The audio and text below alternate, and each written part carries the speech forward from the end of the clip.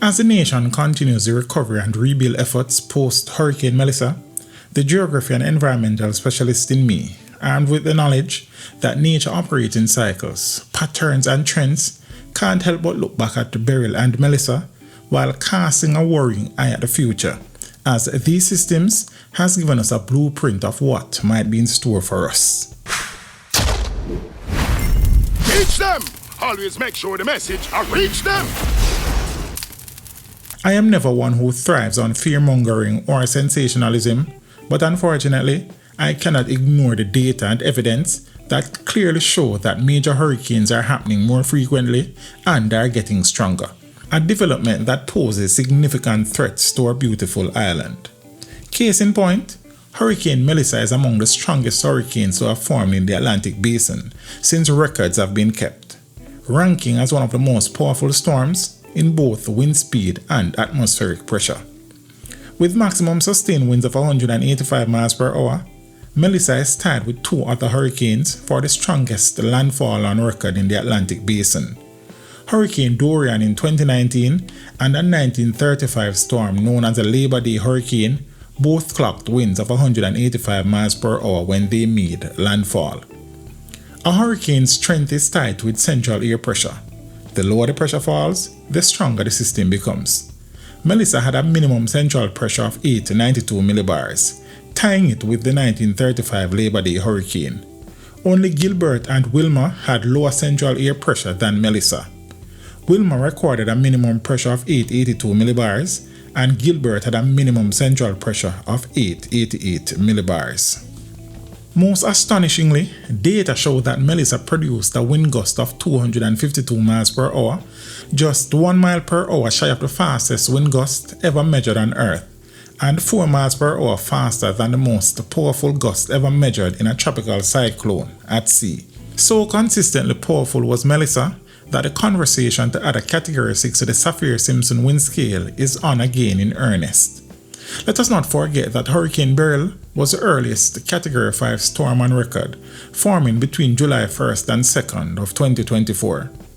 As mentioned earlier, the frequency and intensity of major hurricanes are on the rise, and for the record, a major hurricane is considered Category 3 or higher. However, let us forget about Category 3 hurricanes for now, as since 2020, there have been 20 hurricanes Category 4 or stronger. They are Laura, Teddy, Delta, Eta, Iota, Ida, Sam, Fiona, Ian, Franklin, Idalia, Lee, Beryl, Helene, Kirk, Milton, Erin, Gabriel, Umberto, and Melissa. Interestingly, between 2016 and 2019, there were just 10 Category 4 to 5 hurricanes. They were Matthew, Nicole, Harvey, Irma, Maria, Jose, Florence, Michael, Dorian, and Lorenzo. So the data is showing that the frequency of Category 4 and higher storms has doubled in numbers in just 5 years. There have been 13 Category 5 Atlantic hurricanes since 2016. The 2025 hurricane season marks the 4th year in a row that there has been at least one Category 5 Atlantic hurricane. There have been 5 hurricanes this season, with 4 becoming major storms. This is the first time in 20 years there have been 3 Category 5 hurricanes in one Atlantic season. These are Erin, that achieved the status on August 16, Umberto, that became a Category 5 hurricane on September 27, and Melissa achieving the feat on October 27. For informational purposes, the last and only other Atlantic hurricane season with at least 3 Category 5 hurricanes was the record-smashing 2005 season. That year, Emily, Katrina, Rita, and Wilma each attained Category 5 status, the most of any single year. Let us dig a little deeper into the increase in major hurricanes. Here is a list of all Category 5 Atlantic Basin hurricanes from 1924 through to late October of this year. It is clear to see that there have been more Category 5 hurricanes in the past 25 years than there were for the 63 years between 1939 and 2002. The red segments on the map on screen show the locations where all 45 hurricanes have reached Category 5 intensity since 1924. Other than the oddity that was 2019's Hurricane Lorenzo in the far eastern Atlantic, you will notice almost all of them happen in the same general area, from the southwest Atlantic Ocean, north of the Lesser Antilles, into the Caribbean Sea and the Gulf of Mexico.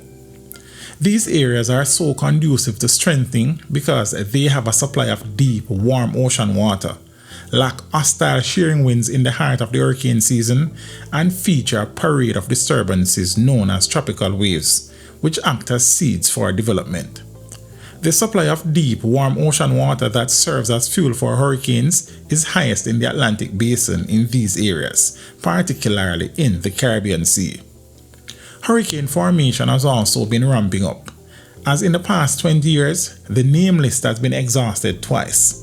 So active was the 2020 Atlantic hurricane season, the name list was exhausted by September, requiring the use of the backup Greek alphabet list for only the second time, the other year being 2005. The record 30 named storms in 2020 required the first 9 letters of the Greek alphabet to be used, ending with iota. Another trend I have observed is the fact that more major hurricanes are going through rapid intensification. This is defined as an increase in a tropical storm or hurricane's maximum sustained winds of at least 35 miles per hour in 24 hours or less. 7 hurricanes rapidly intensified in the 2024 Atlantic hurricane season alone. So far in 2025, 4 storms have rapidly intensified: Erin, Gabriel, Umberto, and Melissa. Research shows that Atlantic Basin hurricanes are twice as likely to rapidly intensify compared to 30 years ago, as the increasing ocean heat is increasing the chance of this happening. Why is this important, you may ask? Well, if the chances of rapid intensification are increasing, that also increases the chance of stronger hurricanes, some of which could make landfall at those higher intensities. Furthermore, rapid intensification is a difficult challenge for forecasters, especially when it happens near land. October 2023's Hurricane Otis was the poster child for this.